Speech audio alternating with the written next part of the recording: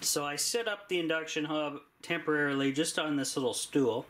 I have the water on there where it's supposed to be. I have it plugged in to a Monster power strip. Now this is a surge protector and power conditioner. Which is powered by this inverter, 120 volt inverter, 10,000 watt pure sine wave inverter. It jumps up a little bit. It's 10,000 watt continuous. There's for a few seconds it can go further than 10,000 watts, or not 10,000, 1,000 watts. 10,000's a little much, but there you go. So anyway, that's hooked up to my lithium iron phosphate battery, 12 volt, and we're going to take a look here and see what it's sitting at. 77%, 13 volts. Now, I have to leave these lights on because in order for me to do this test, you guys need to see what's going on camera. So, that's the way it is. Now, because I'm concerned about how many amps this thing's going to draw, I'm going to turn the solar power on. Like so. Now, why do I have the solar power off to an off-grid setup? Well, lithium iron phosphate batteries do not like the cold. If you charge a lithium iron phosphate battery in cold temperatures, you will no longer have a battery, you will have a paperweight, a very expensive paperweight. This battery says it has a low cutoff temperature safety, which is good, and I highly recommend that for every single lithium battery out there that you guys actually use. You gotta have a low temperature cutoff switch built in somewhere. It's very important. Now, that being said, why was the solar off? If you leave the solar off, you can safely run this battery in very, very cold temperatures. But you cannot recharge the battery in those same temperatures. So you got to keep this battery at a nice cozy temperature, kind of like us humans. We like it, what, 70 degrees, something like that. Now, batteries can be a little lower, but just think of it as a person. It likes to be nice and cozy. Have a heat source on it full time. I'm not in here full time, so I can't do that just yet. Now, let's get started. I'm going to turn on and activate the inverter. So right now, this guy here, I can actually unplug for this test. That was just my battery charger for a DeWalt drill. So right now, we're just sitting at 0.5 amps that this loads are using, and this load is using. It's on standby. So what I'm going to do is set the camera up so you guys can see what's going on. How about that? That's fun stuff. So what I need to do first, guys, I'm going to show you. I got to press this button right here. Then I got to press this button. So we're going to go ahead and do that, and I want to see if... Okay, it started up. Now, when I press this button, I have to quickly drop down to as low as possible because this starts at 1100 watts. So watch this carefully. No issues. And I don't think the battery even was whining. So I got it at... Whoa. I got it at... Whoopsie. I got it at 200 watts. And that's going to boil the water fairly slow. Now, I'm going to bring you up, and every time it cycles on 200, you're going to see this number jump. There. 2.5 amps, whatever. Okay, so what is the battery sitting at? Let's take a look. It says we got 0 solar coming in right at the moment for some reason. The battery is sitting at 1274. Now this flashing light is nothing to worry about at this point. If you don't know over voltage disconnect happened. So that's not a big deal. So irrelevant for you guys at this moment. Now what I'm going to do is I'm going to bump up the temp to a more constant flow of power to 400. And that will boil the water more quickly.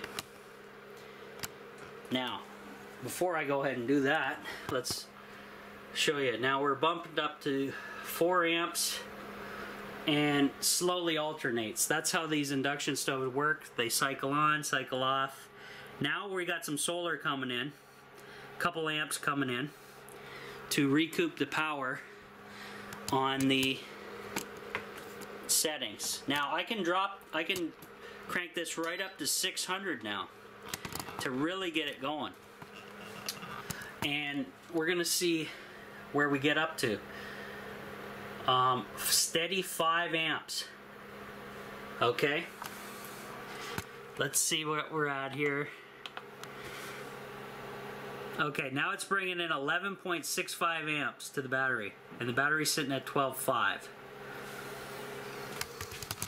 If I get the battery to 12.4, I get to win a prize. No, I'm just joking.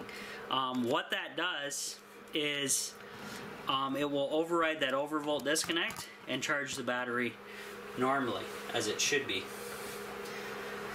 So that's a good thing. And I think we actually hit that, which is good. Yeah, we did. We hit 12.42. I'm going to show you that. Oh, I can see some steam there momentarily. If you guys see, this drops to 12.4. It did drop to 12.4 momentarily ago. So it cleared my issue with the overvolt disconnect. So now all I'm going to do, since I'm babying this thing, 600 watts is normally the amount of watts I normally cook on. I make cannabis oil on the 400 to 200 mark. 600 is a little much, but 600 is really good for boiling water, aka cooking something. So we're on a steady 5 amps coming in. I have my loads on, my lights are on in here. Those are the only loads I have on, other than at my entertainment setup. I do have just a standby load going on out there, but that's nothing to be worried about. But as you can see there, guys, it's starting to really steam up. Maybe you can see that. I'll move back. Move the camera back. You guys will be able to see that.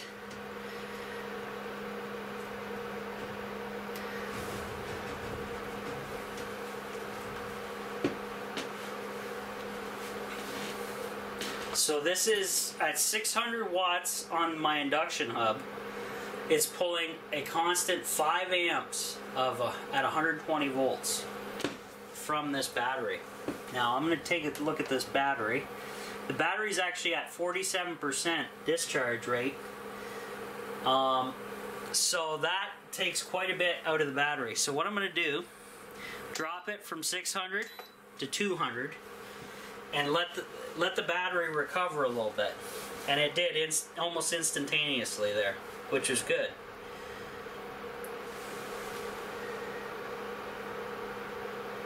Yeah, that almost instantaneously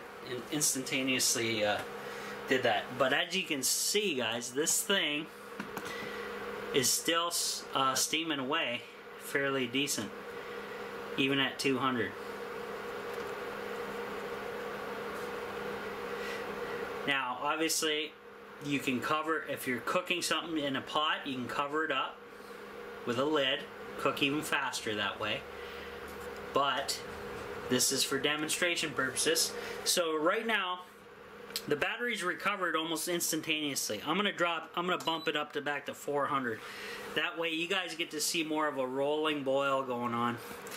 I just gotta angle the camera a bit.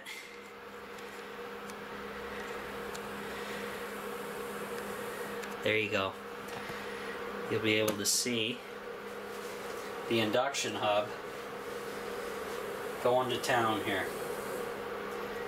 Now you can notice the lights kind of flicker because this device, like my off-grid washing machine, pulses electricity. So it'll come on for a little bit and draw like 3 amps, 3 to 4 amps, then it will go down and down almost to 1 amp. And it alternates like that. So you don't have a constant flow of amps going into the setup. Now that's just the way it is. But if for a constant flow, I can bump it up to 600 watts again. And then this thing will probably take off bubbling, boiling like crazy. So let's go ahead and do that. I'll punch it up to 600 just so you guys see a nice rolling boil. Now this will be a nice constant 5 amps coming into the setup, just so you guys know.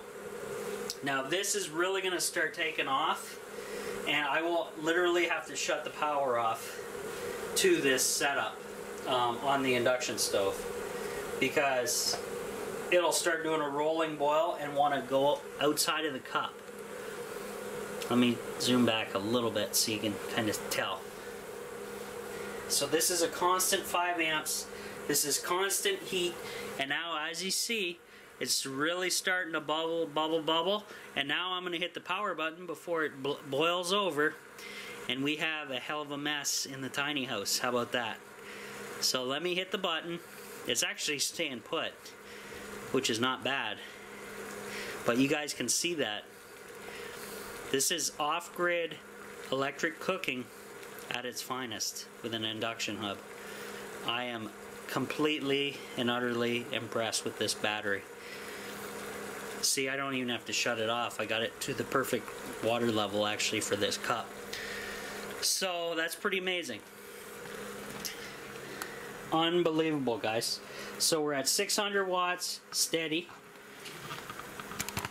We're at 5 amps steady coming in at 120 volts power in this thing via my pure sine wave inverter over there attached to the lithium battery. And let's take a look down here, see what the battery's telling us. 51%, 12.4. So whatever I just did, I'm sure is cooked. We're A-okay. I'm going to show you my MPPT first. We have the battery sitting at 12.59 volts. There's 10.71 amps coming in, which is fine. And I think we can shut this baby off. What do you guys think? I think we're cooked. So let's go ahead, power down. And you can see immediately, as soon as the power stops, this thing is done. So, this is frigging amazing, guys. So, my off-grid solar system here will run in a high-powered induction cooktop stove. What does that mean? It means awesomeness. What can you do with an induction cooktop stove? Well, as you can see, you can boil water really quick. You can cook on it really quick, and it's totally free energy from the sky. No bills, no electric bills. There's no electric bills here, guys. I'm totally off the grid. So that is amazing stuff. Super excited and happy, because you know what this means for me? It means I can use this cooktop stove full time in the off-grid tiny house. Within, it's got limitations, I'm sure. I'm not going to crank it up to the max. It's not going to happen. I'm never going to need it that high anyway, unless I'm attempting to burn something purposely.